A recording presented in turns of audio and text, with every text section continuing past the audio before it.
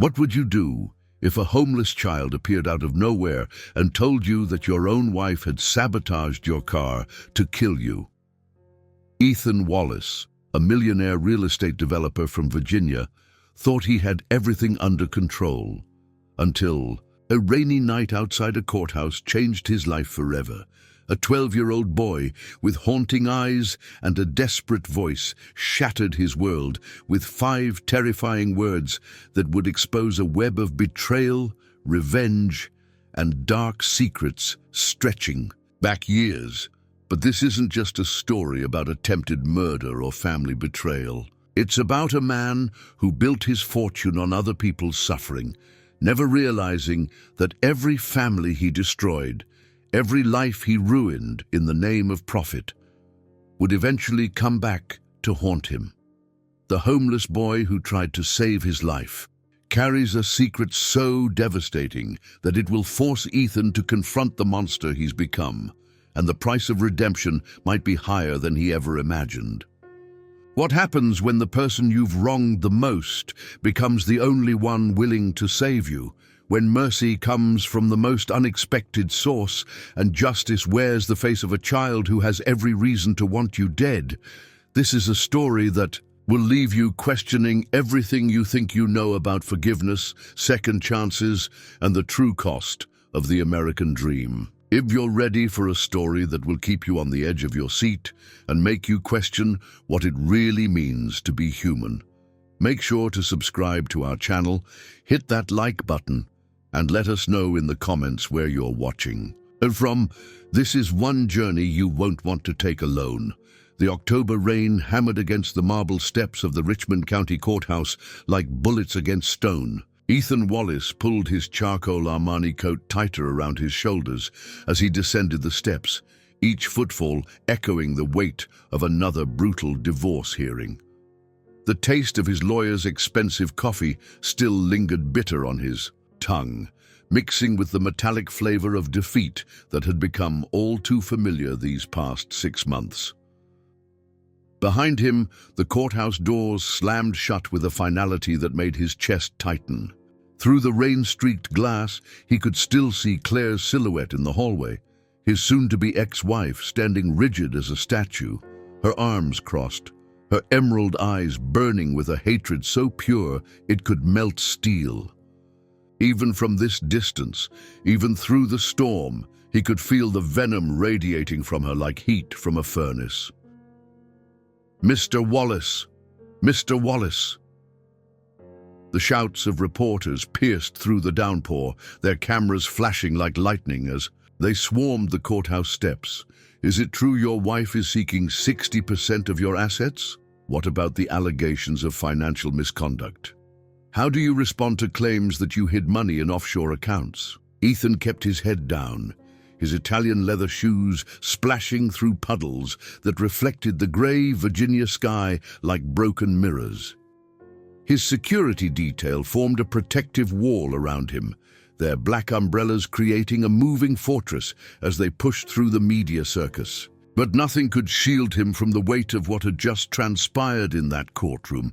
Claire's lawyer had painted him as a monster, a man who cared more about his empire than his own family.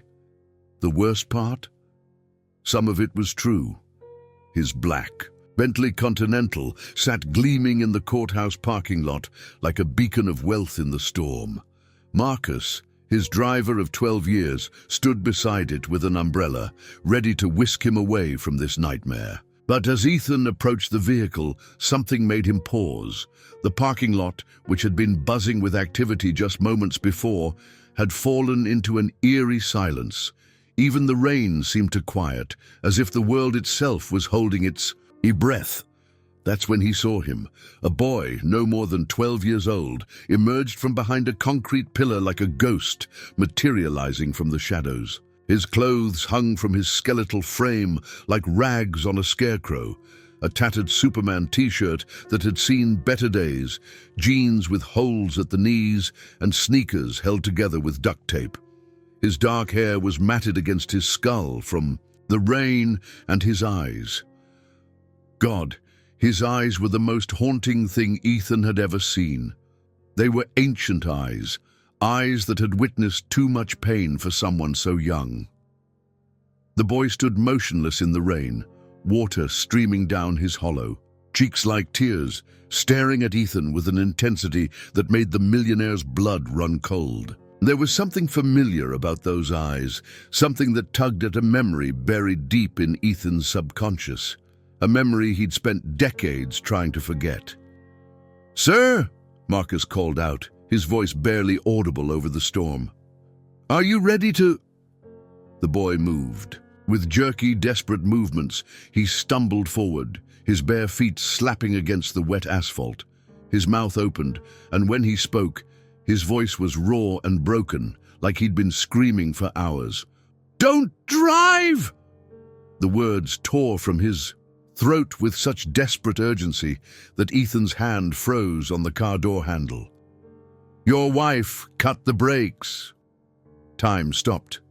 The world around Ethan seemed to tilt on its axis. The rain continued to fall, but he couldn't hear it anymore. The distant rumble of traffic on Interstate 95 faded to nothing. Even his own heartbeat, which had been pounding like a drum in his chest, fell silent. All he could hear was the echo of those 5 words bouncing around inside his skull like pinballs. "Your wife cut the brakes. What did you say?" Ethan's voice came out as barely a whisper, but somehow the boy heard him over the storm. The child's eyes filled with tears that mixed with the rainwater on his face. His small hands were shaking, not from the cold, but from something deeper, something that spoke of trauma and terror. "The brakes," he repeated, his voice cracking. She cut them. I saw her. Last night. In your garage." Ethan felt his knees go weak. His hand, still gripping the door handle of the Bentley, began to tremble. This was insane. This was impossible. How could this street kid know anything about his personal life? How could he have been in his garage?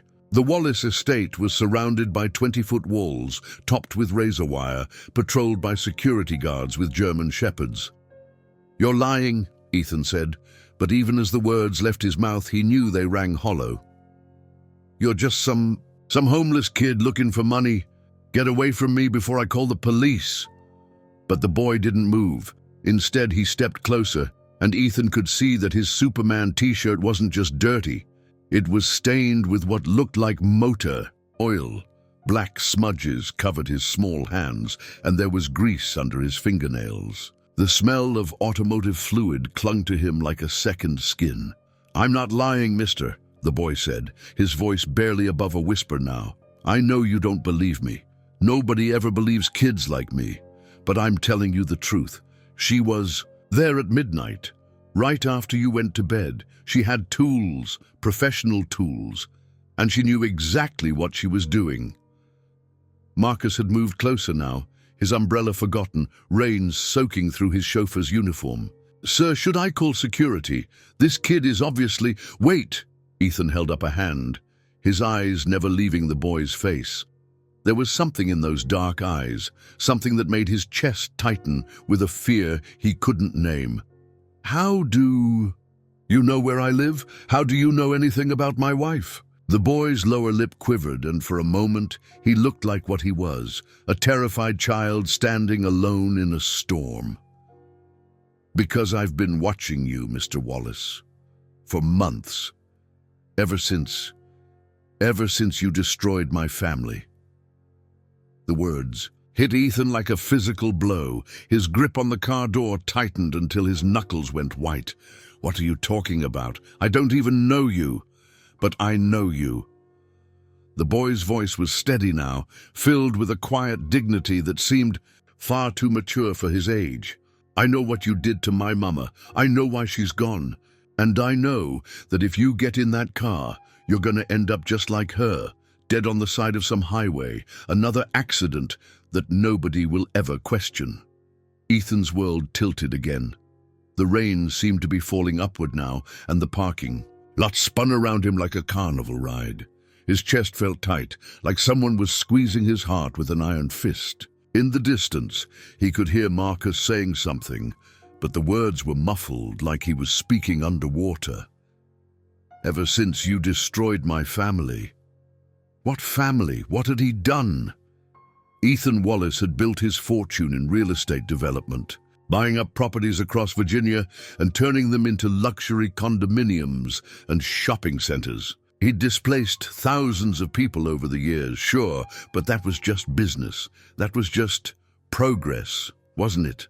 The boy reached into his pocket and pulled out something that made Ethan's blood freeze, a small metal object that gleamed, dully in the grey light. It was a brake line fitting, still slick with hydraulic fluid. "I took this from your car after she left," the boy said, holding up the piece like evidence in a murder trial. "Figured if you didn't believe me, maybe you'd believe this." Ethan stared at the metal fitting in the child's palm, his mind reeling. The logical part of his brain screamed that this was impossible, that this was some elaborate con game, some scheme to extort money from him. But another part of him, a part that remembered being young and powerless and ignored by everyone who mattered, believed every word. "Why?" Ethan asked, his voice barely audible over the storm. "If this is true, why are you warning me? Why do you care what happens to me?"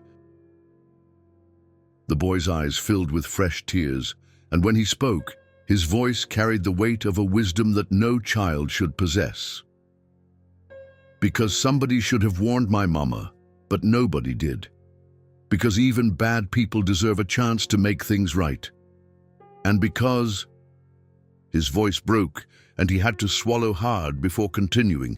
"Because you're the only one who can give me what I need." "What do you need?"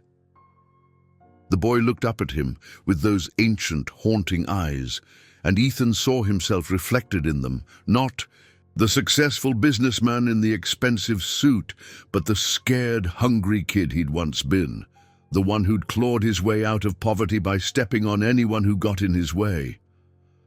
"Justice," the boy whispered. "For my mama, for all the people. You forgot about when you built your empire, Adi."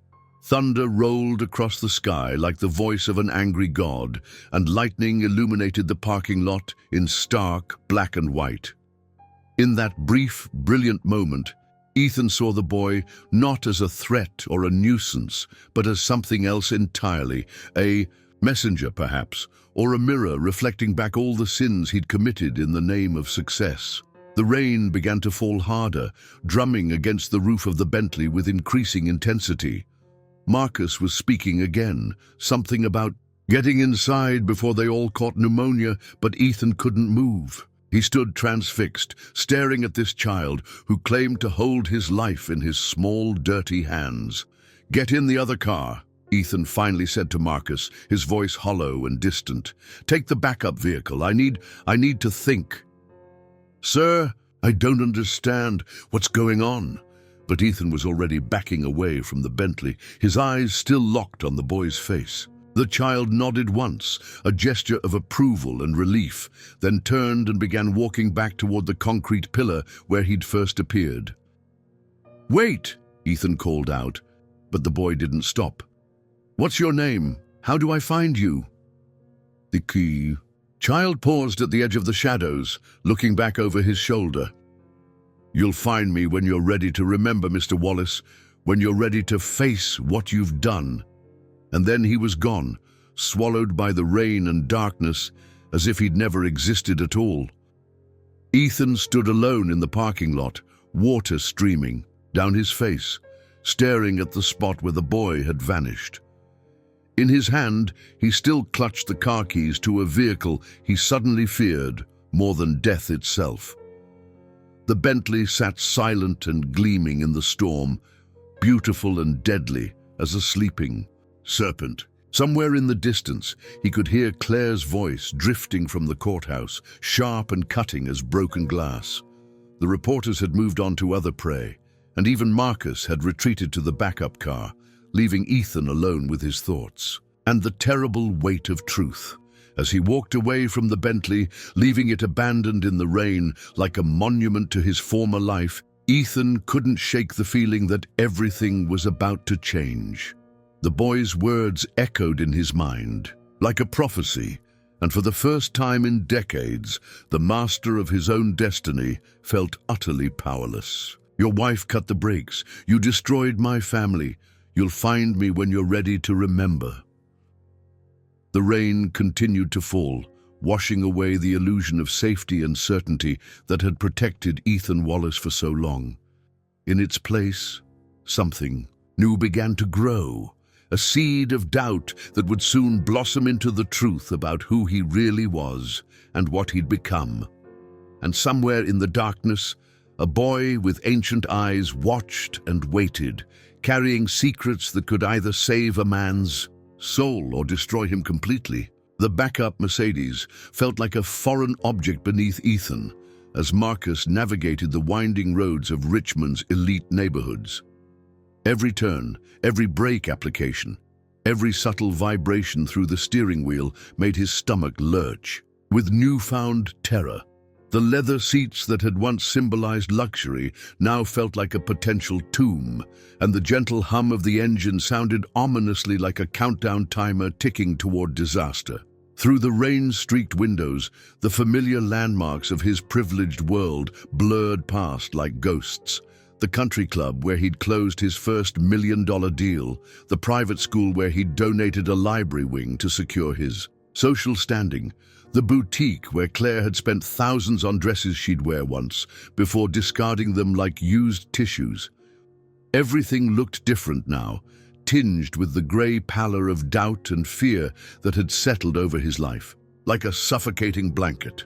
Marcus kept glancing at him through the rearview mirror, his weathered face creased with concern. "Sir, if you don't mind me asking, what was that all about back there? That kid seemed to really shake you up."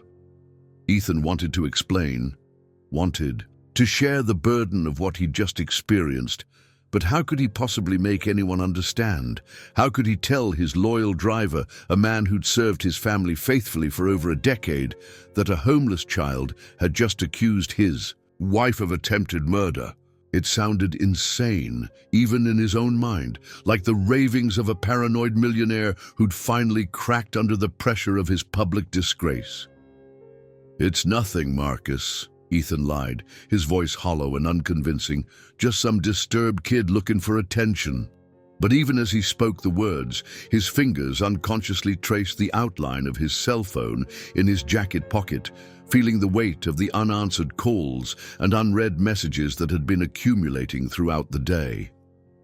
Most were from his lawyers, his business partners, his publicist, all the people whose livelihoods depended on maintaining his crumbling empire.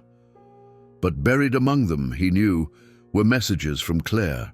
The thought of reading them made his skin crawl. As they pulled through the wrought iron gates of the Wallace estate, Ethan felt a chill that had nothing to do with the October weather. The mansion loomed before them like a Gothic cathedral, its limestone facade gleaming wetly in the rain. 47 rooms spread across 12,000 square feet, filled with priceless art and antiques that represented decades of careful acquisition and ruthless ambition. It had been featured in Architectural Digest twice, served as the backdrop for charity galas that raised millions for causes he couldn't even remember, and housed dinner parties where senators and CEOs had plotted the future of Virginia's economy. Now it felt like a mausoleum. The circular driveway was empty except for Claire's white Tesla Model S, sitting silent and elegant beneath the covered portico. She was home. The realization hit him like a physical blow, and suddenly he could hear the boy's voice again, raw, with desperation. "I saw her last night in your garage. Will you be needing the car again tonight, sir?" Marcus asked as they pulled to a stop. "No," Ethan replied, his voice barely above a whisper. "Take the rest of the evening off. In fact, take tomorrow off too. Spend some time with your family." Marcus's eyebrows rose in surprise. In 12 years of service, Ethan had never given him an unscheduled day off. "Are you sure, sir? What if you need to go somewhere? What if I need to go somewhere?" The question hung in the air like a dark omen. Where would he go? How would he get there? Every vehicle in his garage was now a potential death trap. Every journey, a game of Russian roulette with brake lines and hydraulic fluid. "I'll manage," Ethan said, stepping out into the rain. The front door of the mansion opened before he could reach it, and Claire appeared in the doorway like an apparition. Even after 6 months of bitter legal warfare, she was still breathtakingly beautiful, her platinum blonde hair pulled back in a perfect chignon, her emerald eyes bright and calculating, her designer dress clinging to her figure like liquid silk. But there was something different about her now, something predatory in the way she smiled as he approached. "Hello, darling," she purred, her voice dripping with false sweetness. "How did court go today?" Ethan studied her face, searching for any sign of guilt or deception, but Claire had always been an expert at concealing her true feelings. It was one of the qualities that had initially attracted him, her ability to remain poised and collected in any situation. Now it terrified him. "You know how it went," he replied carefully, stepping past her into the marble-floored foyer. "Your lawyers made sure of that." She laughed, a sound like crystal breaking. Oh, Ethan, always the victim, always the one being persecuted by the cruel world. Her eyes followed him as he removed his wet coat, and he could feel her gaze like ice water on his skin. "I left you some messages today. Several, actually. Didn't you get them?" His phone felt heavy in his pocket, weighted down with secrets and accusations. "I've been busy. Too busy to return your wife's calls. How disappointing." She moved closer, her heels clicking against the marble like a metronome counting down to execution. "I had some things I wanted to discuss with you. Important things. About our future." Our future. The words made his blood run cold. According to the homeless boy, they didn't have a future, at least not one that involved him being alive to see it. "What kind of things?" he asked, proud that his voice remained steady despite the panic clawing at his chest. Claire's smile widened, revealing teeth as white and sharp as a shark's. "Oh, you know, financial arrangements, property division, the usual tedious details of dissolution." She paused, tilting her head like a curious bird. "Though, I must say, I'm surprised you drove home tonight. After that terrible storm, I would have thought you'd be more careful about road conditions." The casual mention of driving hit him like a punch to the solar plexus. Was it innocent conversation, or was she fishing for information? Did she know that he'd abandoned the Bentley? Did she know about the boy? "I didn't drive," he said, watching her reaction carefully. "Marcus brought me home in the backup car." For just a moment, so brief he might have imagined it, something flickered across her face. Disappointment, frustration. Then the mask was back in place, and she was smiling again. "How prudent of you," she said. "Though I hope nothing's wrong with your beautiful Bentley. You love that car so much." Loved, past tense, as if it were already gone. Ethan excused himself and climbed the grand staircase to his study, his legs feeling like they were made of lead. The room had always been his sanctuary, floor-to-ceiling bookshelves lined with first editions, a mahogany desk that had belonged to his grandfather, windows that offered a panoramic view of the Blue Ridge Mountains. Tonight, it felt like a cage. He pulled out his phone with trembling fingers and scrolled through the messages Claire had sent throughout the day. Most were brief and seemingly innocent. "Hope court went well today. XO. Thinking of you, darling. Drive safely. Can't wait to see you tonight. We have so much to discuss." But it was the timestamps that made his blood freeze. The first message had been sent at 12:47 a.m., just after midnight, exactly when the boy claimed to have seen her in the garage. The last message had arrived at 3:15 p.m. while he was still in court. It contained only 2 words: almost time. Almost time for what? Ethan's hands shook as he set the phone down on his desk. Everything the boy had told him was starting to make horrible sense. The timing, Claire's strange behavior, her obsession with his driving habits, it all pointed to a truth so monstrous he could barely comprehend it. His wife wanted him dead. The rain continued to pelt against the windows of his study, each drop like a tiny fist pounding against the glass. Outside, the grounds of his estate stretched into darkness, dotted with security lights that created pools of yellow illumination in the void. Somewhere out there, beyond the walls and cameras and motion sensors, a homeless boy was huddled in whatever shelter he could find, carrying secrets that could save Ethan's life. But who was he? How did he know about Claire's midnight activities? And most importantly, what did he mean when he said Ethan had destroyed his family? The questions swirled in his mind like leaves in a tornado, each one spawning a dozen more. Ethan had built his fortune by acquiring distressed properties, apartment buildings, small businesses, family farms that had fallen behind on their mortgages. It was perfectly legal, standard business practice in the real estate industry. He'd never forced anyone out of their homes. He'd simply bought what the banks were going to foreclose on anyway. Hadn't he? A memory began to surface, fuzzy and indistinct, like something viewed through murky water. A woman's voice, pleading and desperate. A small apartment building on the south side of Richmond. A family with children begging for more time. But the details were frustratingly vague, buried beneath years of similar transactions and the comfortable numbness that came with viewing people as mere obstacles to profit.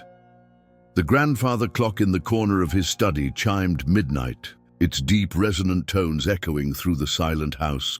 12 strikes, like a death knell, counting down the hours of his life. Somewhere below, he could hear Claire moving around in the kitchen, the soft clink of dishes and silverware as she prepared what she'd claimed would be a late dinner for two. A farewell meal, perhaps. One last performance before the final act. Ethan rose from his desk and walked to the window, pressing his forehead against the cool glass. The rain was beginning to slow, but the darkness outside seemed absolute, as if the entire world had been swallowed by some vast, hungry void. In the reflection of the window, he could see his own face, haggard and pale, aged beyond his 45. Years by months of legal battles and public humiliation. Behind him, the door to his study creaked open. "Darling?" Claire's voice drifted across the room like poison honey. "Dinner's ready. I made your favorite. Beef Wellington with that. Wine you've been saving." His favorite. She'd prepared his favorite meal. The gesture would have seemed loving and conciliatory, if not for the boy's warning echoing in his mind. Now it felt like something else entirely, a final kindness before the execution. "I'll be down in a minute," he called, surprised by how normal his voice sounded. "Don't be too long," she replied, her tone playful. "It's getting cold." As her footsteps faded down the hallway, Ethan closed his eyes and tried to center himself. Tomorrow, he would find the boy.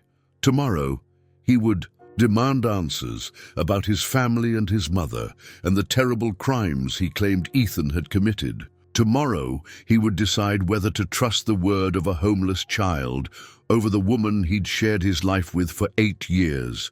But tonight, he had to survive dinner with a potential murderer who looked like an angel and smiled like the devil himself. Dawn broke over Richmond like a bruise, painting the sky in shades of purple and grey that matched the exhaustion weighing down Ethan's soul. He hadn't slept a single minute. Every time he'd closed his eyes, he'd seen Claire's face across the dinner table, that perfect smile hiding God knows what sinister intentions. The beef Wellington had tasted like ash in his mouth, and every sip of the expensive Bordeaux had felt like swallowing poison. She'd chatted about mundane things, the weather, the gardener's schedule, plans for redecorating the guest room, as if their marriage wasn't disintegrating in the most public and humiliating way possible, as if she hadn't potentially sabotaged his car with the cold precision of a professional assassin. Now, sitting in his study as the first pale light filtered through the windows, Ethan made a decision that would have seemed impossible just 24 hours earlier. He was going to find that boy. He was going to get answers, no matter how painful or damning they might be. The courthouse parking lot looked different in daylight. Smaller somehow, less ominous without the storm clouds and dramatic lighting of the previous evening. Ethan had taken an Uber, not trusting any of the vehicles in his garage, and the driver had given him strange looks when he'd requested to be dropped off at such an unremarkable location. Now he stood alone on the cracked asphalt, feeling foolish and desperate as he searched for any sign of the homeless child who had turned his world upside down. Nothing. The boy had vanished as completely as if he'd been a figment of Ethan's imagination, a stress-induced hallucination brought on by months of legal warfare and public disgrace. The concrete pillar where he'd first appeared was empty except for a few cigarette butts and a crumpled fast food wrapper dancing in the morning breeze. But Ethan refused to give up. If the boy was truly homeless, he had to be staying somewhere. Nearby, a shelter, an abandoned building, maybe one of the tent cities that had sprung up under the interstate overpasses. Places that Ethan had driven past thousands of times without really seeing, his tinted windows and air conditioning creating a barrier between him and the human suffering that existed just beyond his bubble of privilege. The security guard at the courthouse entrance, a middle-aged black man with kind eyes and a badge that read Wilson, watched Ethan's frantic pacing with obvious concern. "You looking for someone, sir?" Wilson asked, his voice gentle but professional. "A boy," Ethan replied, feeling the desperation seep into his voice. "Maybe 12 years old, homeless, wearing a Superman t-shirt. He was here yesterday during the storm." Wilson's expression shifted subtly, and Ethan caught a flicker of recognition in his eyes. "Lot of homeless folks around here, sir. They don't usually hang around the courthouse, though. Security tends to move them along." "No, but you've seen him," Ethan pressed, "haven't you?" The guard hesitated, clearly weighing his words carefully. "Might have seen a kid matching that description over by the Salvation Army shelter on Broad Street. But, sir, if you don't mind me asking, what's your interest in this particular child? How could he possibly explain? How could he tell this stranger that a homeless boy had accused his wife of attempted murder? That his entire understanding of his life and marriage had been shattered by a few desperate words shouted in a parking lot? He helped me yesterday," Ethan said finally. "I want to thank him." Wilson nodded slowly, but his eyes remained skeptical. "Salvation Army's about 6 blocks that way," he said, pointing east toward downtown Richmond. "But, sir, if you do find this kid, maybe consider involving social services. A 12-year-old living on the streets, that's not right, no matter what his circumstances." The walk to the Salvation Army shelter took Ethan through parts of Richmond he'd never seen before, despite living in the city for over 2 decades. The gleaming corporate towers and upscale shopping districts gave way to pawn shops, check-cashing stores, and boarded-up buildings covered in graffiti.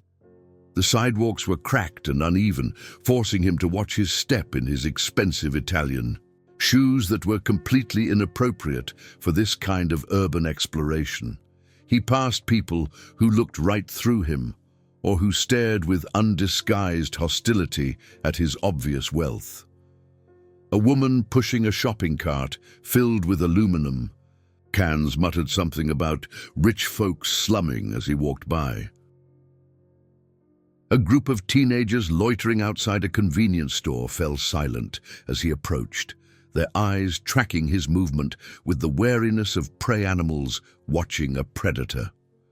For the first time in his adult life, Ethan felt genuinely unsafe. Not because of any real threat, but because he was completely out of his element, stripped of the protective barriers that money and status usually provided. This was what it felt like to be vulnerable, to be at the mercy of forces beyond your control. Is this how the boy felt every day? The Salvation Army shelter was a nondescript brick building that looked like it had been constructed in the 1960s and hadn't been updated since. A small sign by the entrance listed the hours of operation and basic rules. No drugs, no alcohol, no weapons, no loud music after 9 p.m. Through the windows, Ethan could see people moving around inside. Some sitting at tables eating breakfast, others lying on cots that filled what had probably once been a gymnasium. The woman at the reception desk looked up as Ethan entered, her expression shifting from professional courtesy to barely concealed suspicion as she took in his expensive suit and designer watch. She was perhaps 60 years old, with gray hair pulled back in a practical bun and lines around her eyes that spoke of decades spent witnessing human suffering. "Can I help you?" she asked, her tone polite but guarded. "I'm looking for a boy," Ethan said, feeling increasingly foolish with each repetition of this request. "About 12 years old, dark hair, wearing a Superman t-shirt. He might have stayed here last night." The woman's eyes narrowed. "Are you family? Police? Social worker?" Ethan struggled for words. "I'm someone who needs to find him. It's important. Sir, I can't give out information about our residents, especially minors, to random strangers who walk in off the street. If you have legitimate business with this child, you'll need to go through proper channels." Frustration boiled up in Ethan's chest. In his world, obstacles like this were overcome with money or influence or carefully applied pressure. Here, those tools were not only useless, but actively counterproductive. His wealth made him suspicious. His desperation made him seem dangerous. "Please," he said, hating the pleading note that crept into his voice. "I just need to talk to him. He may have information about something that happened to me." The woman studied his face for a long moment, and something in her expression softened slightly. "What kind of information?" Ethan took a deep breath, knowing that his next words would sound insane. "He warned me that my car had been sabotaged. He may have saved my life." The silence that followed was deafening. Through the windows, Ethan could hear the normal sounds of the shelter, conversations, footsteps, the clink of dishes being washed. But in the small reception area, time seemed suspended as the woman processed what he'd just told her. "I see," she said finally. "And you believe this child?" "I don't know what to believe," Ethan admitted.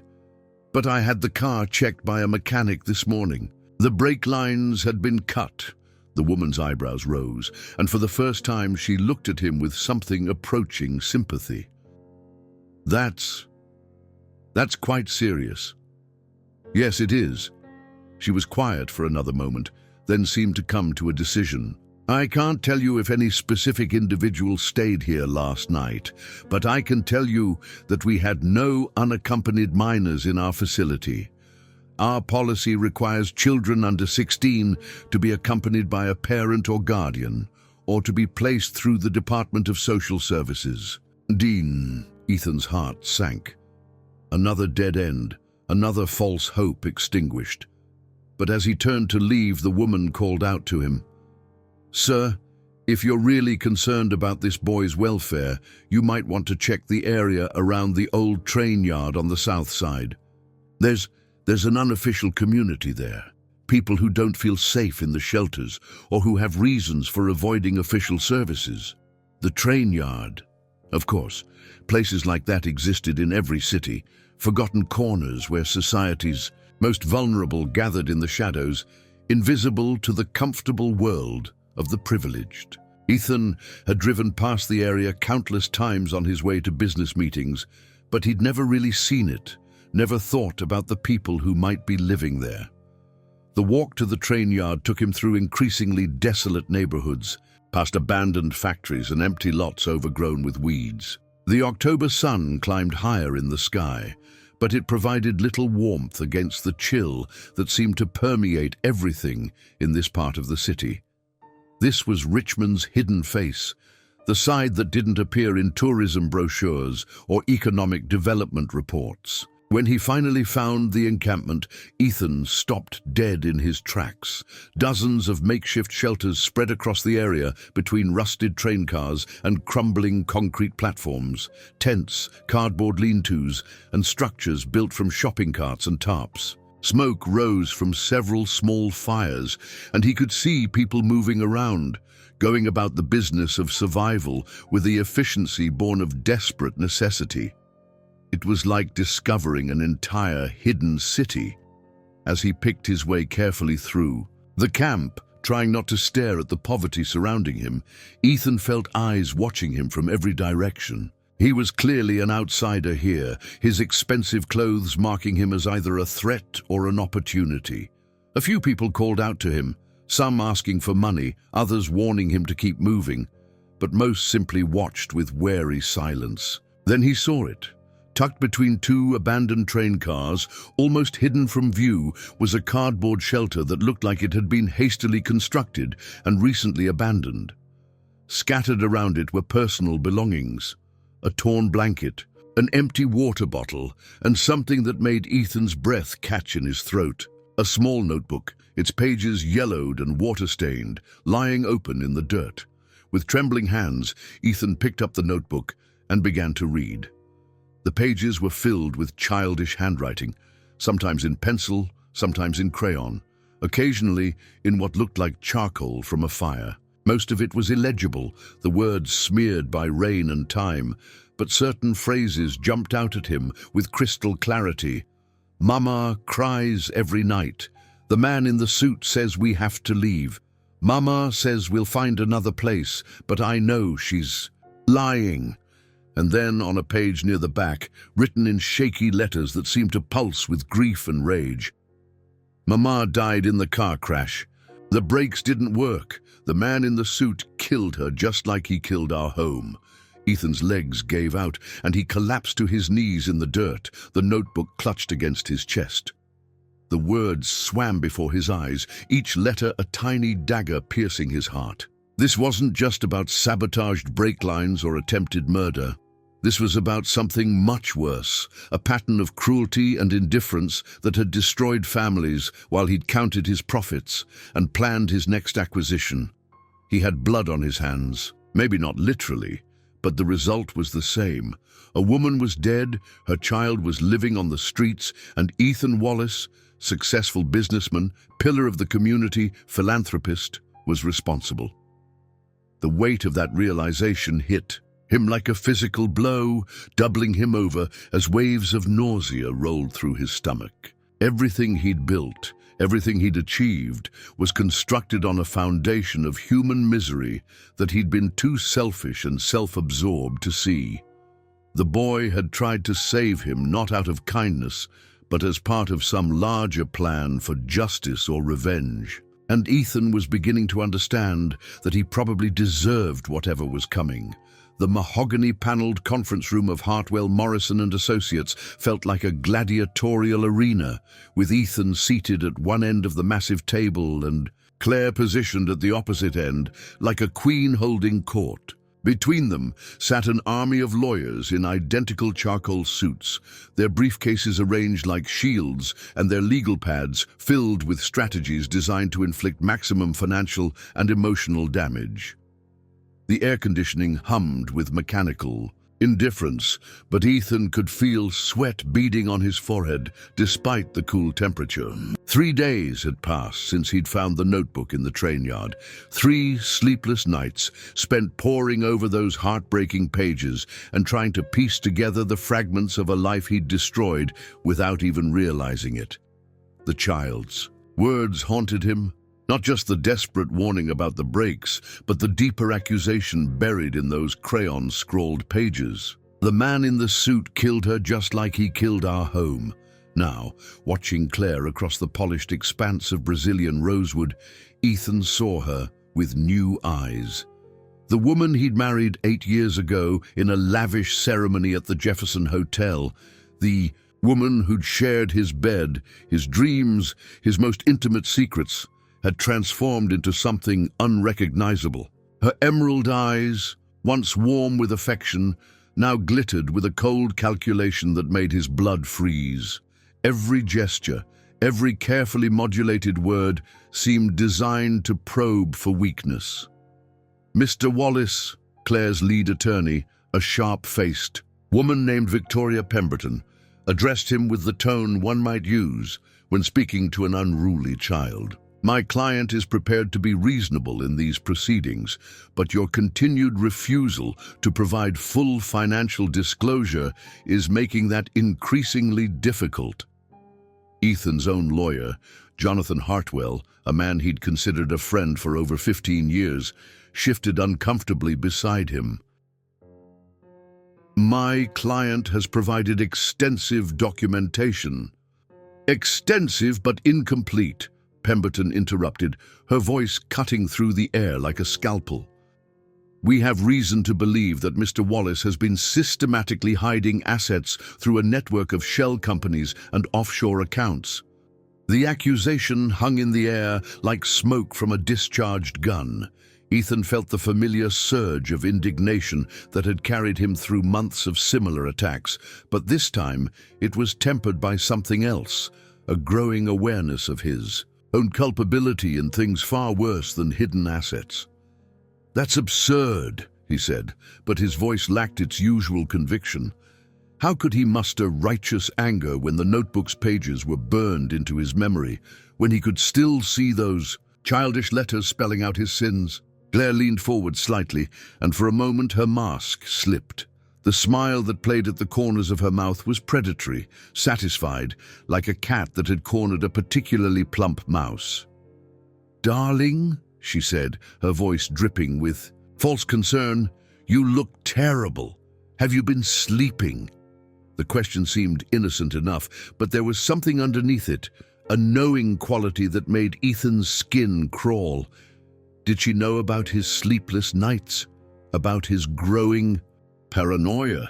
About the way he'd been checking and rechecking every vehicle before getting inside, examining brake lines with the desperate intensity of a man convinced he was living on borrowed time? I'm fine, he lied. Of course you are, Claire replied, but her eyes said otherwise. They said she knew exactly how far from fine he really was. The meeting dragged on for another hour, with accusations and counter-accusations flying across the table like verbal artillery. Pemberton painted Ethan as a heartless manipulator who'd used his wealth to exploit vulnerable people, an accusation that hit uncomfortably close to the truth. Meanwhile, Hartwell tried valiantly to defend his client's reputation, but his arguments sounded hollow even to Ethan's ears. Through it all, Claire sat silent, except for the occasional whispered consultation with her attorney. But Ethan could feel her watching him, studying his reactions with the focused intensity of a scientist observing a lab rat. Every time he glanced in her direction, she was there, beautiful, composed, and terrifying. When the meeting finally ended, Ethan found himself alone with Hartwell in the elevator. The older man's face creased with worry and exhaustion. Ethan, I have to ask, Hartwell said as the elevator descended toward the parking garage. Is there something you're not telling me? Because if there are hidden assets, if there's something I should know, there's nothing, Ethan interrupted. But even as he said it, he wondered if it was true. Had he hidden things so well that even he'd forgotten about them? In his ruthless climb to the top, had he buried so many secrets that they'd become invisible even to him? The parking garage felt like a tomb, its concrete walls echoing with the sound of their footsteps.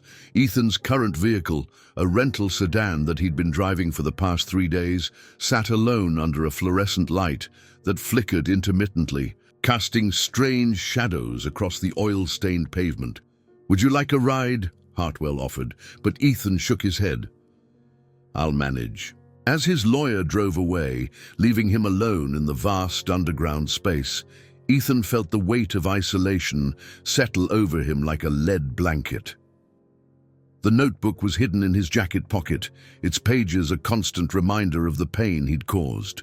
Every time he moved, he could feel it pressing against his chest right over his heart.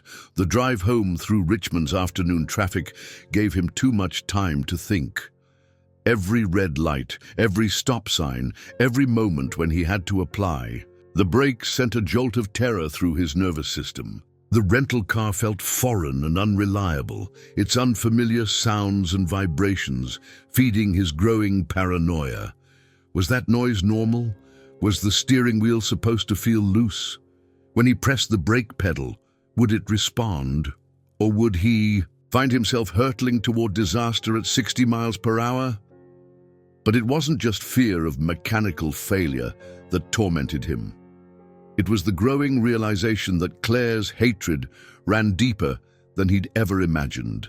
Throughout their marriage, he dismissed her occasional bitter comments as the product of stress or hormones. When she'd accused him of caring more about money than people, he'd laughed it off as feminine irrationality. When she'd criticized his business practices, he'd explained that she simply didn't understand the realities of commerce. Now he was beginning to wonder if she'd understood all too well. The Wallace estate appeared through the trees like a monument to his own hubris. 47. Rooms filled with expensive objects that had once seemed like symbols of success, but now felt like evidence of his crimes. The fountain in the circular driveway sparkled in the afternoon sun, its sculpted dolphins frozen in eternal play, while real children like the homeless boy struggled to survive in the shadows of his empire. Marcus was washing one of the cars. In the detached garage, his movements methodical and precise as always. The sight of his loyal employee sent a fresh wave of guilt through Ethan's chest. How many people like Marcus had he displaced over the years? How many families had been torn apart by his relentless pursuit of profit? "Good evening, sir," Marcus called out as Ethan approached. "How was your day?" The simple question nearly broke him. How was his day? How could he possibly explain that his day had been spent facing accusations that were probably true, that his night would be spent lying awake, wondering if his wife was planning to kill him, that his entire life had become a waking nightmare, from which there seemed to be no escape? "It was fine, Marcus," he lied. "Listen, I've been thinking, maybe it's time you started looking for another position. With the divorce proceedings and everything, I'm not sure I'll be able to maintain the current staff levels." Marcus's face fell, and Ethan immediately regretted his words. The man had been nothing but loyal and dependable, and here Ethan was, preparing to cast him aside like a used tissue, just like he'd cast aside so many others. "Of course, sir," Marcus replied, his voice carefully neutral. "I understand." But as Ethan walked toward the house, he heard Marcus mutter something under his breath, something that sounded like, "Should have seen this coming." The words hit him like a slap across the face.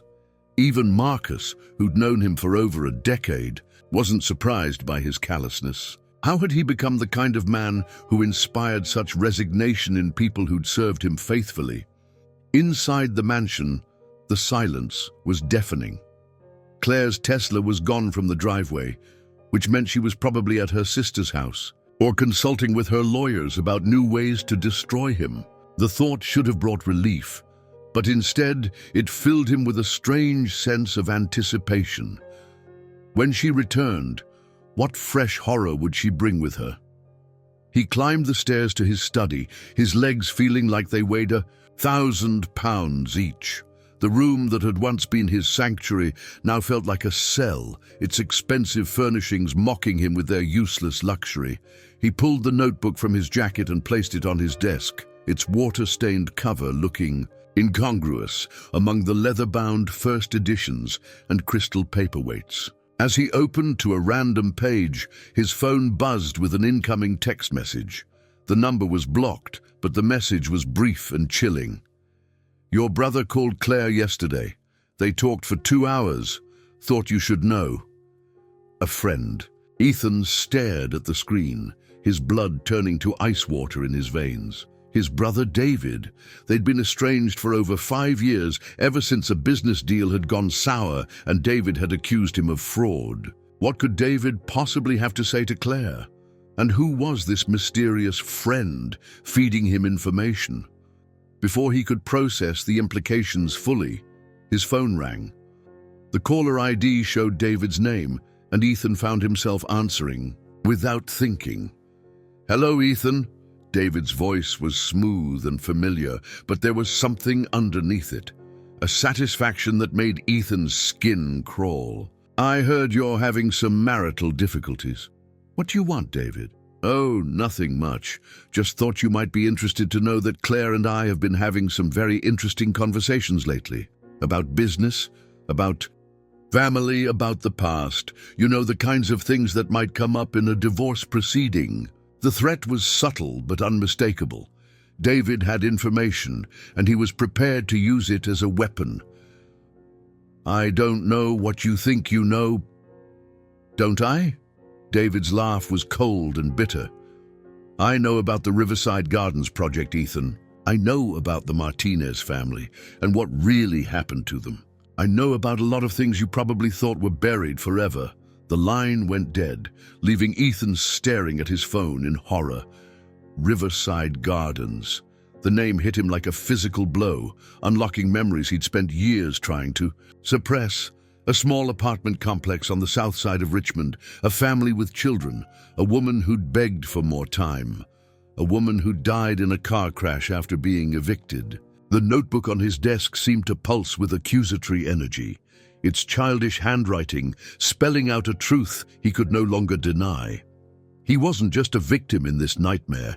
He was the architect of his own destruction, the author of tragedies that were finally coming home to roost.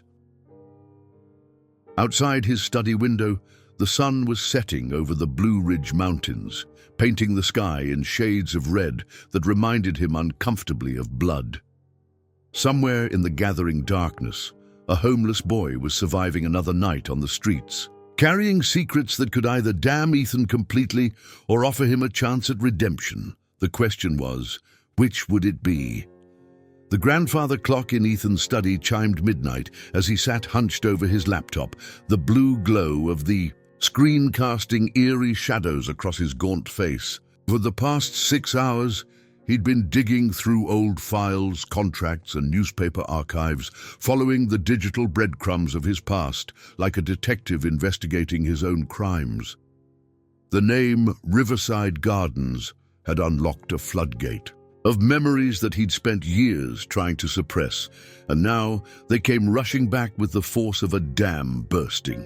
Maria Elena Martinez, that was her name. The search results painted a picture that made Ethan's stomach churn with recognition and guilt. A single mother of 2, working double shifts as a hospital custodian to keep her family afloat in a modest 2-bedroom apartment at Riverside Gardens. When the building's original owner had defaulted on the mortgage, Wallace Development Corporation had swooped in like a vulture, purchasing the distressed property for pennies on the dollar with plans to demolish it and build luxury condominiums. Ethan remembered the meeting now, as clearly as if it were happening all over again. Maria had come to his office on a sweltering August afternoon in 2019, her work uniform still damp with sweat, her hands trembling as she'd clutched a manila folder containing every document she could gather: pay stubs, bank statements, character references from her employers and neighbors. She'd spoken in accented English, her voice shaking with desperation as she'd begged for just 3 more months to find alternative housing for her children. He'd listened with the detached politeness of a man who'd heard similar pleas hundreds of times before. The numbers didn't lie. The building was hemorrhaging money, the other tenants were already behind on their rent, and the longer he delayed demolition, the more profit he'd lose. When Maria had offered to work extra shifts to pay double rent, when she'd promised that her children would cause no trouble, when she'd literally gotten down on her knees in his marble-floored office and begged for mercy, he'd remained unmoved. "Business is business, Mrs. Martinez," he'd said, his voice cool and professional. "I'm sure you understand." But she hadn't understood. How could she? For her, this wasn't about profit margins and development timelines. It was about her children having a roof over their heads, about maintaining some stability in lives that had already been shattered by poverty and circumstance. The eviction had proceeded on schedule. Maria and her two children, a 12-year-old boy named Diego and a younger daughter, had been forced out with 30 days' notice, their belongings loaded into the back of a borrowed pickup truck as Ethan's security. Team supervised to ensure they took nothing that didn't belong to them. 3 weeks later, Maria Elena Martinez was dead. The newspaper article was brief, buried on page 6 of the Richmond Times-Dispatch. Local woman dies in single-car accident. The details were sparse, but devastating. Maria's 15-year-old Honda Civic had veered off Highway 64 during a rainstorm, smashing through the guardrail and tumbling down a steep embankment. The investigating officer had attributed the crash to mechanical failure, specifically brake failure caused by a corroded brake line that had snapped under pressure. The children had been placed in foster care. The boy, Diego, had run away from his placement 3 times before disappearing entirely into the system's cracks. Diego Martinez, the homeless boy with the Superman t-shirt and ancient eyes, the child who tried to save Ethan's life while carrying the weight of his mother's, death on his narrow shoulders. Ethan's hands shook as he closed the laptop, the screen going dark and leaving him in the study's oppressive silence. The grandfather clock ticked with mechanical precision, each second marking the passage of time that couldn't be reclaimed. Mistakes that couldn't be undone, lives that couldn't be resurrected. A sound from downstairs made him freeze, the soft whisper of the front door opening, followed by the distinctive click of Claire's heels against the marble foyer. She was home. The realization sent a spike of terror through his chest, his newfound knowledge about Diego and Maria mixing with his growing certainty that his wife was actively trying to kill him. He heard her moving through the house with purposeful efficiency, her footsteps carrying her from room to room as if she were conducting some kind of inspection. Cabinet doors opened and closed in the kitchen. Drawers slid shut with soft thuds. The sound of papers rustling drifted up from what he knew was his home office, where she had no business being at this hour. Then, silence.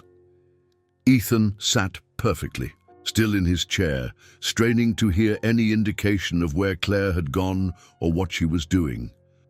The silence stretched on for what felt like hours, but was probably only minutes, punctuated by the occasional creak of the old house settling and the distant hum of the central air conditioning system. His phone buzzed with an incoming text message, and he nearly jumped out of his skin. The screen showed Claire's contact information, along with a message that made his blood freeze. "Come downstairs, darling. We need to talk." Every instinct screamed at him to stay put, to barricade himself in the study and wait for morning. But he knew that hiding would only delay the inevitable. Whatever Claire wanted to discuss, whatever endgame she was orchestrating, it was happening now. The hallway leading to the main staircase felt endless, each step echoing in the darkness like a countdown to execution. The house that had once felt like a palace now seemed like a maze designed to trap him, its familiar layout suddenly foreign and threatening. Portrait paintings of long-dead relatives watched from the walls with disapproving eyes, their gilded frames catching the moonlight that streamed through the tall windows. Claire was waiting for him in the living room, silhouetted against the massive windows that overlooked the estate's manicured gardens. She'd changed out of her court attire into something more casual, a flowing black dress that made her look like a beautiful spectre haunting their home. A bottle of wine sat open on the coffee table beside 2 glasses, the burgundy liquid catching, the lamplight like liquid rubies. "There you are," she said without turning around, her voice carrying that familiar tone of false warmth that had once charmed him and now chilled him to the bone. "I was beginning to think you'd fallen asleep. At your desk again. What do you want, Claire?" Ethan remained standing near the doorway, every muscle in his body coiled for flight. She turned then, and the smile that spread across her face was radiant and terrifying. To celebrate, of course. Pour yourself a drink. Celebrate what? Oh, come now, Ethan. Don't be coy. I know you've been digging into the past, uncovering all those unpleasant little secrets you thought were buried forever. She picked up one of the wine glasses and took a delicate sip, her emerald eyes never leaving his face. Riverside Gardens, the Martinez family, that poor woman and her tragic accident. The words hit him like physical blows. How did she know? About his research? Had she been monitoring his computer, his phone? How long had she been watching him, cataloguing his movements and thoughts like a predator studying its prey? I don't know what you're talking about, he said, but the lie felt hollow even to his own ears. Claire's laugh was like breaking glass. Oh, darling, you never were a good liar. It's one of the things I actually found endearing about you once upon a time. She moved closer, the wine glass still in her hand, her movements predatory and graceful. Tell me, how did it feel to read about Maria's death? To realize that your greed and callousness drove her to desperation? To understand that her children have been suffering on the streets while you've been living in luxury, built on their mother's grave? It was business, Ethan said weakly, the same words he'd used to justify countless similar decisions over the years, but now they tasted like ash in his mouth. Business, Claire repeated, nodding as if she'd expected exactly that response. Yes, that's what you always said, wasn't it?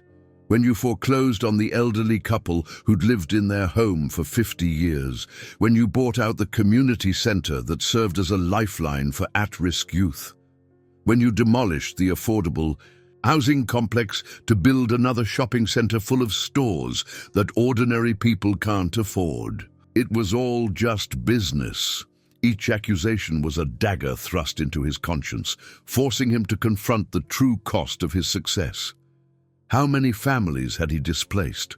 How many lives had he destroyed in his relentless pursuit of profit? The numbers that had once seemed like abstract victories now revealed themselves as human tragedies with names and faces and broken dreams. "Why are you doing this?" he asked, his voice barely above a whisper.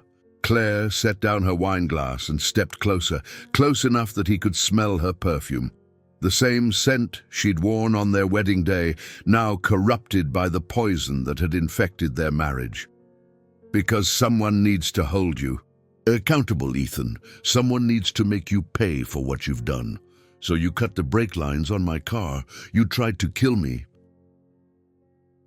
Her smile widened, and for a moment she looked genuinely amused. "Oh, sweetheart, I didn't cut your brake lines." The admission hit him like a thunderbolt. If Claire hadn't sabotaged his car, then who had? And why had Diego warned him about something that wasn't true? Then who? "Your dear brother David, of course," Claire said, her voice dripping with satisfaction. "He's been so helpful throughout this whole process, so eager to share information about your past misdeeds, so creative in his suggestions for justice." The pieces fell into place with horrible clarity. David, who'd been nursing a grudge for years. David, who had access to Ethan's garage through security codes that had never been changed after their estrangement. David, who knew exactly which buttons to push to maximize his brother's psychological torment. "But the boy," Ethan said, grasping for understanding, "Diego saw something. He warned me." "Diego saw David working on your car," Claire said patiently, as if explaining something to a slow child. But the poor thing was confused about who David was. In the dark, wearing similar clothes, David could easily be mistaken for me. The boy assumed it was your wife because that's what made sense to his traumatized little mind. The evil stepmother trying to kill the man who destroyed his family. The manipulation was breathtaking in its complexity. David and Claire had orchestrated a psychological campaign designed to drive Ethan to the brink of madness, using his own guilt and paranoia as weapons against him. They'd played on his fears, exploited his growing awareness of his past crimes, and turned him into a prisoner in his own home. "So what happens now?" Ethan asked, surprised by how calm his voice sounded, despite the chaos raging in his mind. Claire's expression softened, and for a moment she looked almost sad. "Now you have a choice, darling. You can continue fighting this divorce, continue trying to hide your assets and protect your reputation. Or you can do the right thing for once in your miserable life, which is give it all away," she said simply. "Every penny you've made from exploiting vulnerable people. Set up funds for the families you've displaced. Build affordable housing where you once planned luxury developments. Use your wealth to repair some of the damage you've caused." The proposal was staggering in its scope. She wasn't just asking him to lose the divorce. She was asking him to voluntarily destroy everything he'd spent his life building. "And if I refuse," Claire's smile returned, cold and merciless, "then David and I will make sure that every dirty secret, every shady deal, every family you've destroyed becomes front-page news. Your business empire will crumble, your reputation will be in ruins, and you'll face criminal charges for fraud and conspiracy. You'll lose everything anyway, but you'll also lose your freedom." Outside, thunder rumbled across the Virginia sky, and the first drops of rain began pattering against the windows. Another storm was coming, and Ethan found himself thinking of Diego Martinez, a boy who'd lost everything but had still tried to save the life of the man who'd killed his mother. In that moment, Ethan finally understood what justice looked like. The rain hammered against the windows of Manny's auto repair like bullets from heaven, each drop carrying the weight of Ethan's growing desperation. He'd spent the entire night walking the streets of Richmond, his expensive suit soaked through and ruined, his mind reeling from Claire's ultimatum and the terrible revelations about his brother's betrayal. By dawn, he'd made a decision that terrified him more than any threat David or Claire could level against him. He was going to find out the truth, no matter how painful it might be. Manny Rodriguez was a weathered man in his 60s who'd been fixing cars in the same cramped garage for over 30 years. His hands were permanently stained with grease and motor oil, and his face bore the deep lines that came from decades of squinting at engine problems under fluorescent lights. When Ethan had called that morning, explaining that he needed someone to examine his Bentley for evidence of sabotage, Manny had agreed with the weary resignation of a man who'd seen every kind of automotive disaster imaginable. Now, as Ethan watched the mechanic crawl beneath the gleaming black car with a flashlight and a magnifying glass, he felt like a condemned man waiting for the jury's verdict. Every sound, the clink of tools against metal, Manny's occasional grunt of effort, the steady drumming of rain on the garage roof, seemed amplified to an almost unbearable degree. "Jesus Christo," Manny muttered from beneath the car, his voice echoing in the confined space. "What kind of animal did this?" Ethan's heart stopped. "You found something." "Found something." Manny's legs kicked as he maneuvered for a better angle. "Mister, this is the most professional sabotage job I've ever seen. Whoever did this knew exactly what they were doing. They didn't just cut the brake lines, they weakened them in a specific pattern so they'd fail gradually, probably, after about 50 miles of normal driving." Ooh, the words hit Ethan like a sledgehammer to the chest. 50 miles. The distance from the courthouse to his estate was exactly 37 miles. If he'd driven home that night instead of taking the backup car, he would have made it most of the way before the brakes failed completely. He would have died on one of the winding mountain roads that led to his neighborhood, probably during a turn where the guardrails were low and the drop-offs were steep. It would have looked like a tragic accident. A wealthy man driving too fast on rain-slicked asphalt, losing control at exactly the wrong moment. "Can you tell when it was done?" Ethan asked, his voice barely audible over the storm.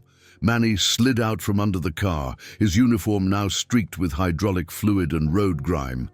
Based on the corrosion patterns and the way the cuts have started to oxidize, I'd say this happened about a week ago.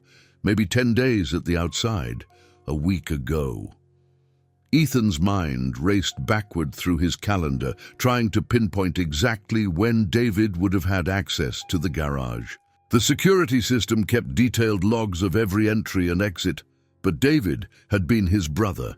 He'd known the codes, had been trusted with access during the years when they'd still been speaking. "There's something else," Manny continued, wiping his hands on a greasy rag. "This wasn't done with standard tools. Whoever did this used professional equipment, the kind of precision-cutting tools that cost thousands of dollars, and they knew enough about hydraulic systems to make the failure look natural. Professional equipment. David had always been mechanically inclined, even as a child, but this level of sophistication suggested something more than amateur tinkering. Had he hired someone? Learned advanced automotive sabotage techniques? Or was there yet another player in this deadly game that Ethan hadn't identified? "I need to ask you something," Ethan said, pulling out his phone and scrolling to a photo he'd found online during his sleepless research. "Have you ever seen this boy before?" The image showed Diego Martinez from a missing persons report filed by social services. A school photo taken before his world had collapsed, showing a smiling 12-year-old with bright eyes and hope still intact. It was heartbreaking to compare this image with the hollow-eyed wraith who'd warned him in the courthouse parking lot. Manny studied the photo carefully, his expression growing thoughtful. "Yeah, I've seen him. He comes around here sometimes, looking for work or food. Smart kid, knows more about cars than most adults. I let him help out occasionally when I need an extra pair of hands." "He helped you recently?" "About a week ago, actually. Same time frame as when your car was sabotaged." Manny's eyes narrowed as he made the connection. "Wait a minute. You think this kid is involved in what happened to your car?" "I don't know," Ethan admitted. "But he's the one who warned me not to drive. He knew about the brake lines before." "I did." Manny was quiet for a long moment, his weathered face creased in concentration. "You know, now that I think about it, the kid was acting strange that day. Nervous, jumpy, kept looking over his shoulder like he was expecting trouble. And when he left, he took some of my tools with him, high-end stuff that I couldn't figure out why he'd want." The pieces of the puzzle began shifting in Ethan's mind, forming a new and terrifying picture. What if Diego hadn't just witnessed the sabotage? What if he'd been involved in it? What if his warning in the parking lot hadn't been an act of mercy, but part of some larger plan for revenge? "Where can I find him?" Ethan asked urgently. Manny shrugged. "Kid's homeless, moves around a lot, but if I had to guess, I'd check. The old warehouse district down by the James River. There's a bunch of abandoned buildings there where the street kids like to hang out. Cops don't patrol it much, and there's enough shelter to stay dry." The warehouse district. Ethan knew the area, another part of Richmond he'd driven past countless times without really seeing. It was a wasteland of industrial decay, filled with empty factories and crumbling brick buildings that had once housed the city's manufacturing base. When the jobs had moved overseas and the companies had relocated to more modern facilities, they'd left behind a maze of abandoned structures that had become home to society's most forgotten citizens. The drive through the rain-soaked streets felt like a journey into purgatory. Each block took him further from the comfortable world of his privilege and deeper into the raw reality of urban poverty.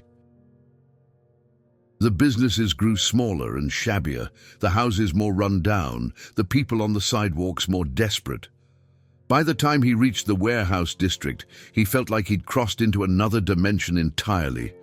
The buildings loomed out of the storm like Gothic cathedrals dedicated to industrial decay. Broken windows stared down at him like empty eye sockets, and graffiti covered every available surface with a riot of colors and angry messages.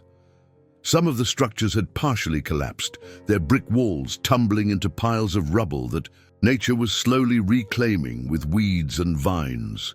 Ethan parked his rental car and began walking, his footsteps echoing off the wet concrete as he picked his way through the maze of abandoned loading docks and rusted machinery. The rain had intensified, turning the unpaved areas into muddy quagmires that sucked at his expensive shoes with each step.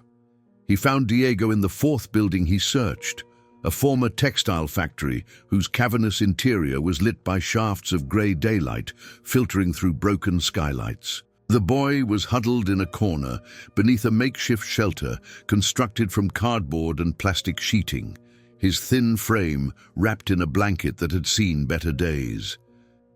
When he looked up and saw Ethan approaching, his face went through a series of expressions: surprise, fear, and finally, a kind of resigned acceptance. "I wondered when you'd find me," Diego said, his voice carrying the same ancient weariness that had struck Ethan so forcefully in the courthouse parking lot. "Took you longer than I expected.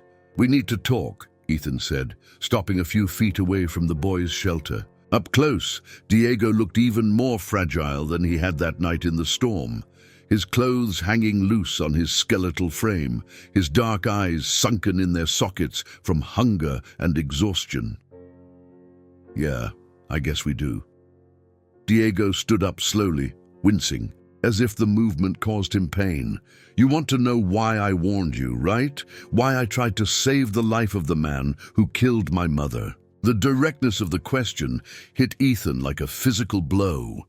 There was no preamble, no gradual build-up to the accusation, just the stark truth hanging in the air between them like smoke from a discharged gun. "I didn't kill your mother," Ethan said, but even as the words left his mouth, he knew they were a lie.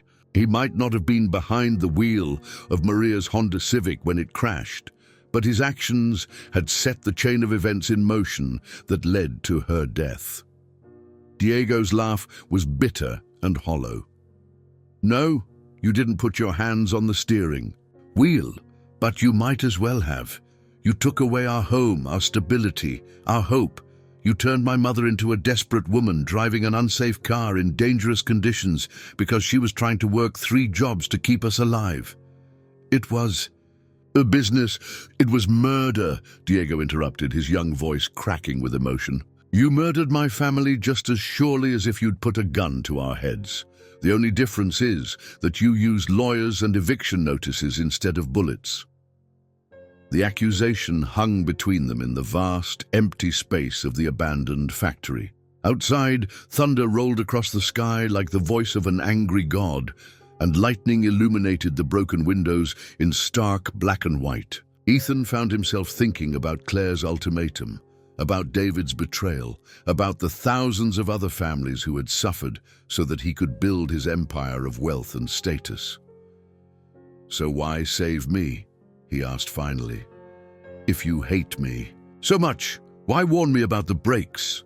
Diego was quiet for a long moment, staring out through one of the broken windows at the storm raging beyond. When he finally spoke, his voice was barely above a whisper. "Because somebody should have saved my mother, but nobody did.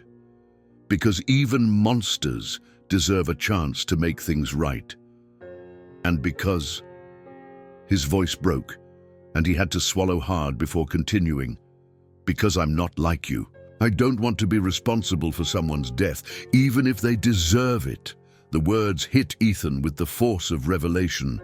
This child, this homeless, forgotten victim of his greed, had more moral courage in his 12-year-old soul than Ethan had accumulated in 45 years of life.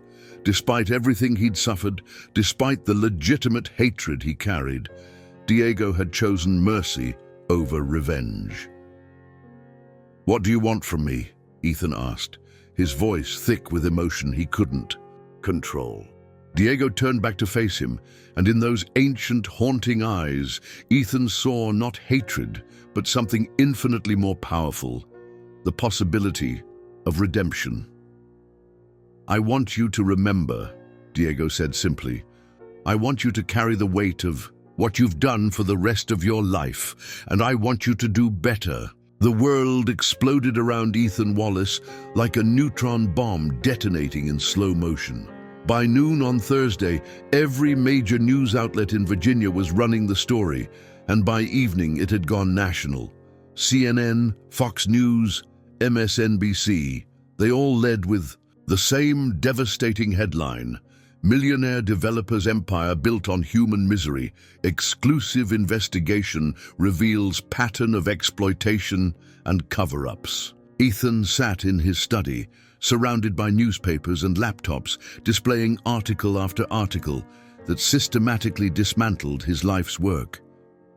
The investigation was thorough, devastating, and clearly the result of months of careful preparation. Every dirty deal, every family displaced, every corner cut in the name of profit. It was all there, laid out with the precision of a surgeon's scalpel, cutting away diseased tissue. The Riverside Garden story was front and center, complete, with heart-wrenching photos of Maria Elena Martinez and her children taken before their eviction. But it was just one tragedy among dozens. The reporters had found the elderly Patterson couple who'd lost their family farm to foreclosure after Ethan had bought their mortgage and accelerated the payment schedule. They'd tracked down the Williams family, whose small grocery store had been demolished to make way for a luxury shopping center that remained half-empty 3 years later. They'd interviewed former tenants, displaced business owners, and community leaders who painted a picture of a man who viewed human suffering as merely the cost of doing business. His phone had been ringing non-stop since 6 a.m., but he'd stopped, answering hours ago. The voicemails piled up like digital tombstones, reporters demanding statements, business partners scrambling to distance themselves, clients canceling contracts. His publicist had quit via text message. His financial advisor had referred all calls to his lawyer. Even Jonathan Hartwell, his oldest friend and legal counsel, had sent a carefully worded email suggesting that Ethan might want to consider alternative representation, given the scope of the allegations. But it was the human cost that truly shattered him. The news crews had found Diego. The 12-year-old boy who'd tried to save his life was now the face of Ethan's cruelty, his hollow eyes and thin frame serving as a living indictment of everything Ethan had become. The interview, conducted outside the same courthouse where Diego had first warned him, was brief but devastating. The boy spoke in simple, direct sentences that cut through all the legal jargon and corporate spin to reveal the raw truth underneath. "He took our home," Diego had said, his young voice steady despite the tears streaming down his cheeks. "My mama worked 3 jobs trying to find us another place to live, but she was so tired, so scared. The car accident happened because she was driving to her night shift after working all day. The brakes failed because we couldn't afford to fix them properly. She died because of him." The reporter had pressed for more details, but Diego had simply shaken his head and walked away, disappearing into the crowd of onlookers like a ghost returning to the shadows. Watching the footage, Ethan had seen something in the boy's eyes that haunted him more than any accusation, a kind of exhausted acceptance, as if Diego had finally unburdened himself of a secret too heavy for anyone to carry, let alone a child. The doorbell rang, cutting through Ethan's spiral of self-recrimination like a knife. He considered ignoring it, probably another reporter or process server, but the ringing continued with the persistence of someone who wasn't going away. Finally, he made his way downstairs, his legs feeling like they were made of lead. Claire stood on the front porch, her platinum hair perfectly styled despite the humid October air, her emerald eyes bright with satisfaction. She wore a simple black dress that made her look like she was attending a funeral, which, Ethan realized, She essentially was. The funeral of his reputation, his business, his entire life. "Hello, darling," she said, her voice carrying that familiar tone of false sweetness that now made his skin crawl. "May I come in? I think we have some things to discuss." He stepped aside wordlessly, and she glided past him into the foyer like a queen entering a conquered territory. The mansion that had once symbolized his success now felt like a mausoleum. Its expensive furnishings and artwork transformed into monuments to his own hubris. "Quite a day you've had," Claire observed, settling herself gracefully on the living room sofa as if she still lived there. "I've been watching the coverage. Very thorough reporting, very damaging." "You did this," Ethan said, his voice hollow with defeat. "You and David orchestrated all of it." Claire's smile was radiant and terrifying. "Oh, sweetheart, we didn't orchestrate anything. We simply provided journalists with information they requested. Public records mostly, court documents, banking, records from our joint accounts."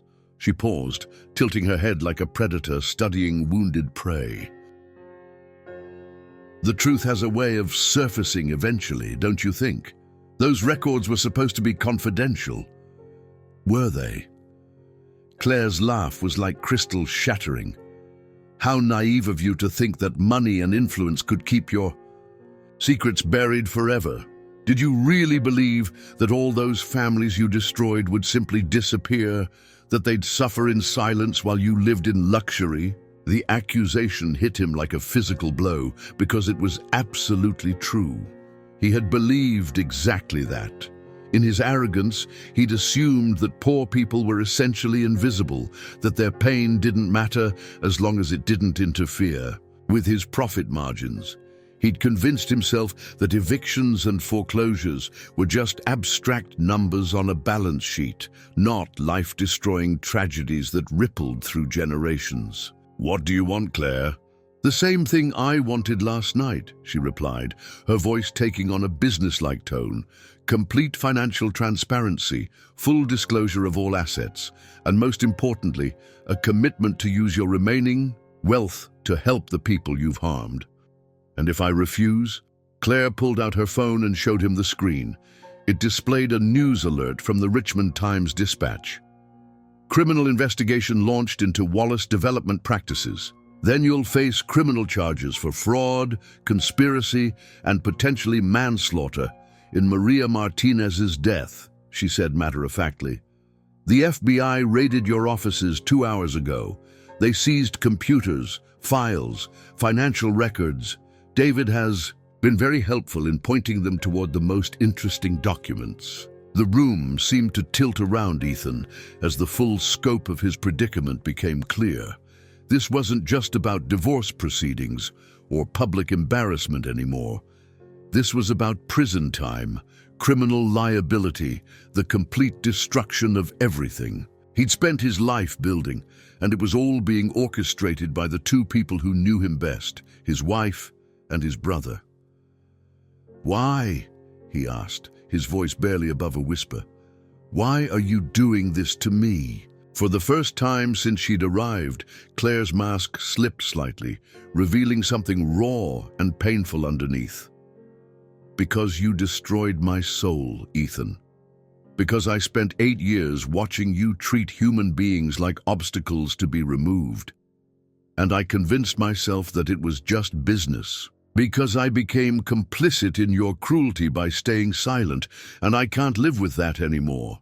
The admission hung in the air between them like smoke from a discharged gun. Ethan stared at his wife, his soon-to-be ex-wife, and saw her clearly, for perhaps the first time in their marriage. She wasn't just angry or vindictive, she was broken, carrying her own burden of guilt and complicity that had finally become too heavy to bear. "I loved you once," she continued, her voice cracking with emotion. "I really did. But somewhere along the way, you stopped being the man I married and became something else. Something that I couldn't recognize, couldn't respect, couldn't live with." "I can change," Ethan said desperately. "I can make things right." Can you? Claire leaned forward, her emerald eyes searching his face. Can you really? Because making things right means giving up everything, Ethan. It means acknowledging that your entire fortune was built on other people's suffering. It means spending the rest of your life working to repair damage that can never truly be undone. The weight of what she was asking hit him like a sledgehammer. She wasn't just demanding money or property. She was asking him to destroy his entire identity, to admit that everything he'd worked for, everything he'd achieved, was fundamentally wrong. She was asking him to become someone completely different. Think about Diego Martinez, Claire continued relentlessly, that 12-year-old boy living on the streets because of choices you made. Think about Maria, dying alone in a car crash because she was working herself to death, trying to survive after you evicted her family. Think about all the other families whose names you don't even remember because they never mattered to you. Each name, each story, was like a dagger thrust into his conscience. Ethan had spent so many years insulating himself from the human cost of his business practices that he'd forgotten these were real people with real lives, not just entries in a ledger book. Now, forced to confront the truth, he felt like he was drowning in an ocean of his own cruelty. Outside, thunder rolled across the Virginia sky, and rain began pattering against the windows with increasing intensity. Another storm was coming, but this time, Ethan knew that no amount of expensive glass and steel could protect him from what was approaching. The reckoning he'd spent decades avoiding was finally at hand.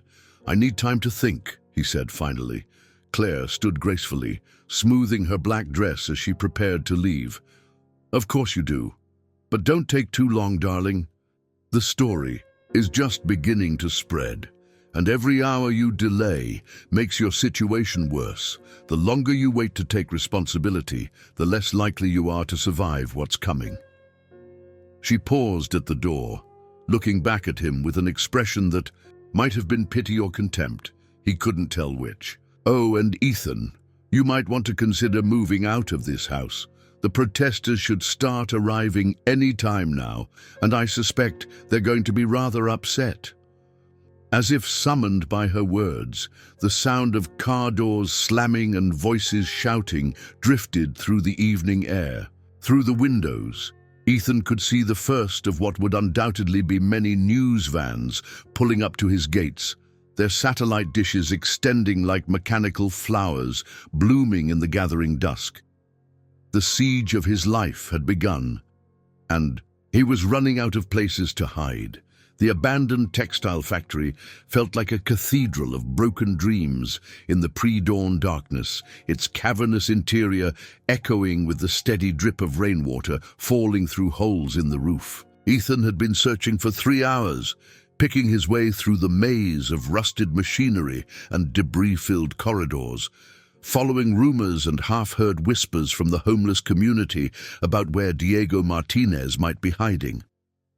He'd fled his mansion just after midnight, escaping through the service entrance as protesters gathered at his front gates with candles and photographs of the families he'd displaced. The image of Maria Martinez's face blown up to poster size, her eyes staring accusingly through the darkness, had burned itself into his retinas. Even now, hours later, he could still see her looking at him with the disappointed expression of a mother watching her child make the same terrible mistake over and over again. The rental car sat abandoned 6 blocks away, its expensive paint job already marred by the graffiti of angry citizens who'd recognized it despite the tinted windows. "Murderer" had been spray-painted across the windshield in blood-red letters, while "Justice for Maria" covered the driver's side door. The words stung because they were true, because no amount of legal technicalities could change the fact that he bore responsibility for a woman's death and her children's suffering. Now he moved through the factory like a ghost haunting the ruins of American industry, his expensive suit torn and stained from crawling through spaces that hadn't seen human habitation in decades.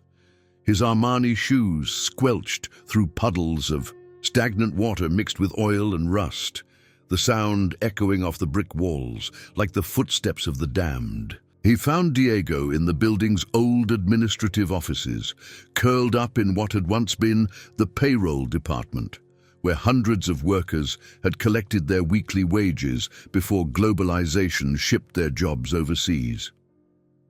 The boy was asleep, on a makeshift bed constructed from cardboard and old newspapers, his thin frame wrapped in a blanket that looked like it had been salvaged from a dumpster.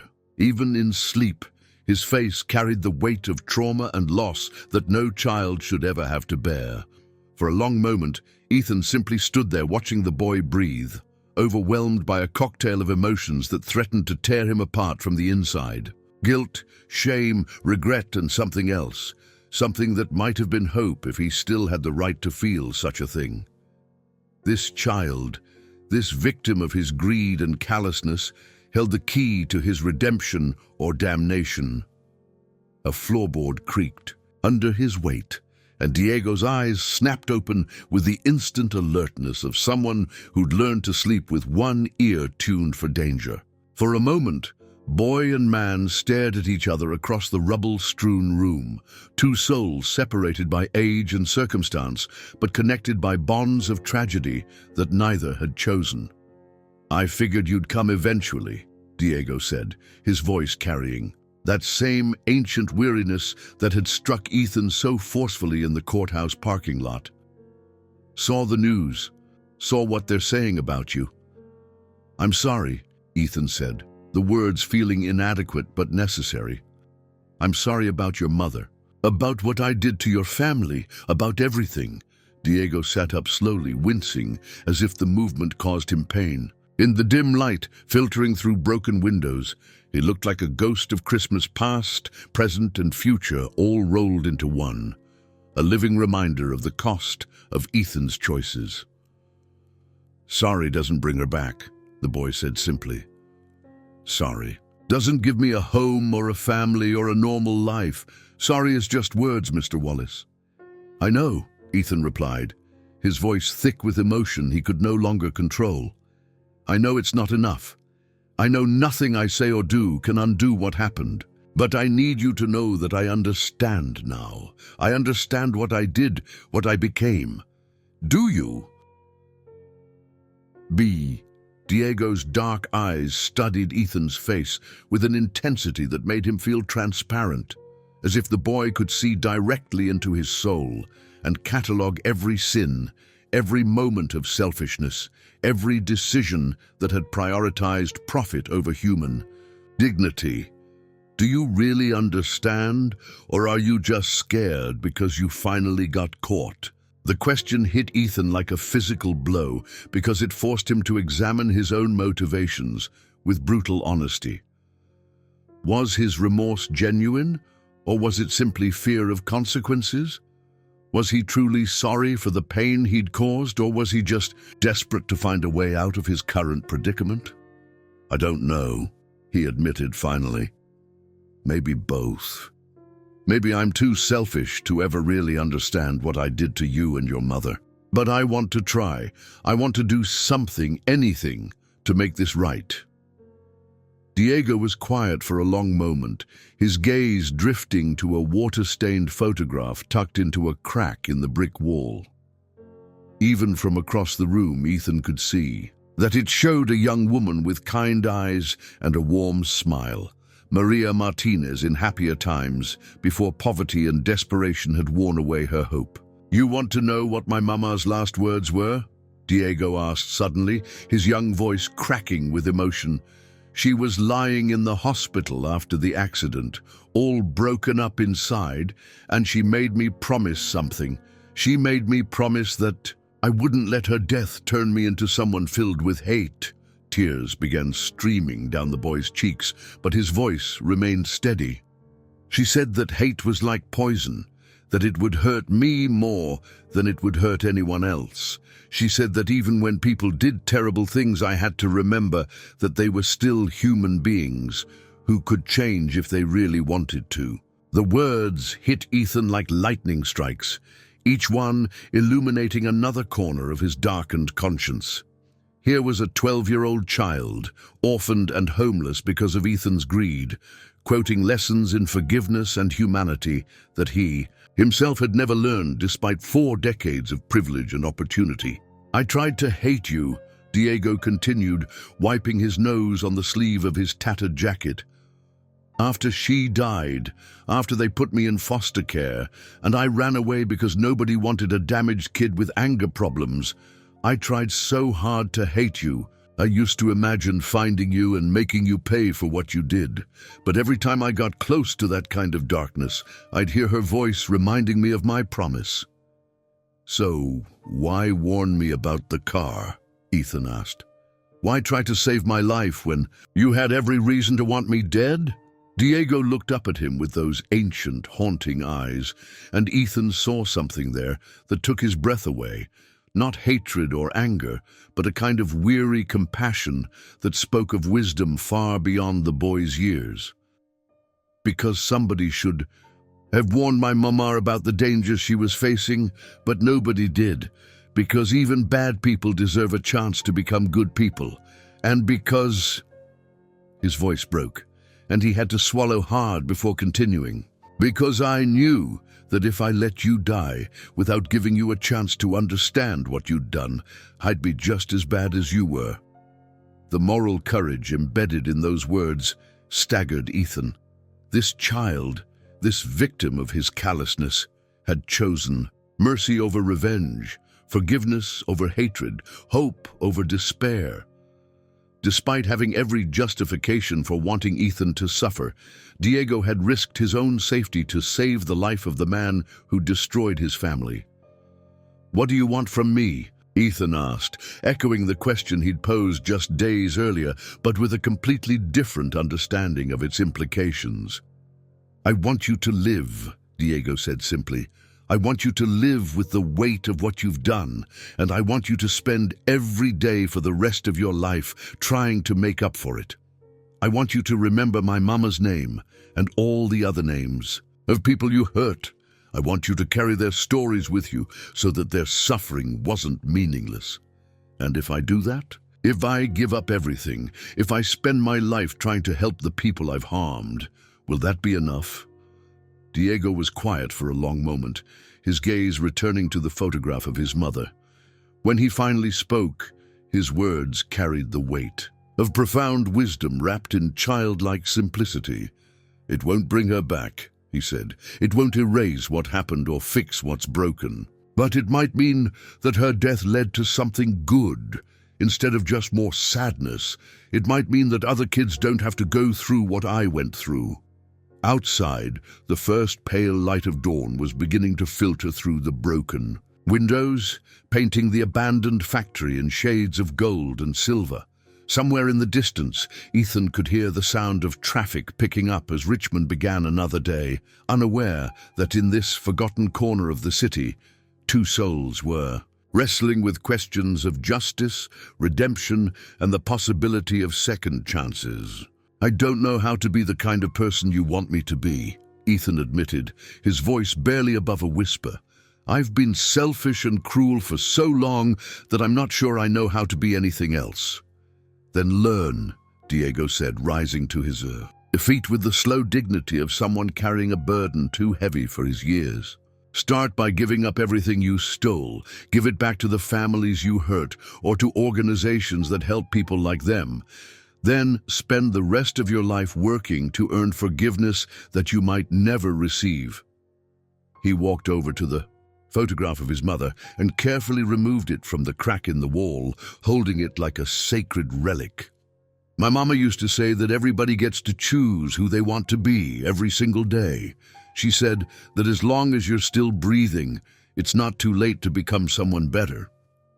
He looked directly at Ethan, his dark eyes shining with unshed tears. "So choose, Mr. Wallace, choose who you want to be." With that, Diego Martinez walked past Ethan and out of the abandoned factory, disappearing into the morning light like a prophet returning to the wilderness. He left behind only the echo of his words and the impossible challenge of becoming someone worthy of the mercy he'd shown. Ethan stood alone in the ruins of American industry, surrounded by the ghosts of workers who'd once built their lives in this space, and felt the weight of his own moral bankruptcy pressing down on him like the weight of the world itself. But for the first time in years, he also felt something else, the faint, fragile possibility of redemption. The question was whether he had the courage to reach for it. The story of Ethan Wallace and Diego Martinez forces us to confront uncomfortable truths about the world we live in and the choices we make every single day. How many times have we walked past someone in need without truly seeing them? How often have we prioritized our own comfort and success over the welfare of others? Ethan's journey from ruthless businessman to broken man seeking redemption reminds us that behind every homeless person, every family facing eviction, every individual struggling to survive, there's a human story that deserves our attention and compassion. But perhaps the most powerful lesson comes from 12-year-old Diego, who chose mercy over revenge, despite having every reason to hate. In a world that often teaches us to strike back when we're hurt, this child showed us that true strength lies in forgiveness and the courage to break cycles of pain. His mother's dying words about not letting hate poison his heart echo a truth that could transform our society if we had the wisdom to listen. What would you have done in Diego's place? Could you have found the moral courage to save the life of someone who destroyed your family? As we close this story, ask yourself, what kind of legacy are you building with your daily choices? Are you creating more Diego Martinezes in the world, or are you working to lift others up? The answer to that question might just determine not only who you are today, but who you'll become tomorrow. If this story moved you, please subscribe to our channel, give it a like, and share it with someone who needs to hear this message. Because sometimes the most powerful changes begin when we simply choose to see each other as human beings, worthy of dignity and second chances.